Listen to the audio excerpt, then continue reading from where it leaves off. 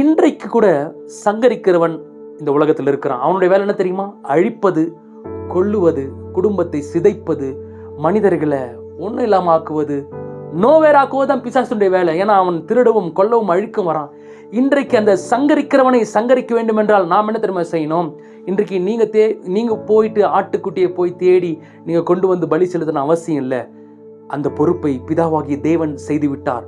குமாரனாகிய இயேசு கிறிஸ்து அவர் பழுதற்ற ஆட்டுக்குட்டியாய் இந்த முழு உலகத்தின் பாவத்தையும் சாபத்தையும் சுமந்து தீர்த்து அவருடைய ரத்தத்தினால நமக்கு விடுதலை கொடுத்துட்டார். இன்றைக்கு நமக்கு ஒரு பொறுப்பு இருக்குது. எப்படி இஸ்ரவேல் ஜனங்களுக்கு அன்றைக்கு அந்த ஆட்டுக்குட்டியை தேடி வந்து அடிக்கிறதுக்கு ஒரு பொறுப்பு இருந்ததோ, இன்றைக்கு நமக்கு ஒரு பொறுப்பு. என்ன பொறுப்பு? அந்த ஆட்டுக்குட்டியானுடைய ரத்தத்துக்குள்ளாய் நீங்களும் நானும் இருக்கணுங்க. அந்த இயேசு கிறிஸ்துவின் ரத்தத்துக்குள்ள இருக்கும் பொழுதுதான் பிசாசு நம்ம நெருங்க முடியாது. பிசாசு நம்மளை அழிக்க வரான், குடும்பத்தை அழிக்க வரான், சிதைக்க வரான், கணவன் மனைவிக்குள்ள பிரிவினை ஏற்படுத்த வரான்.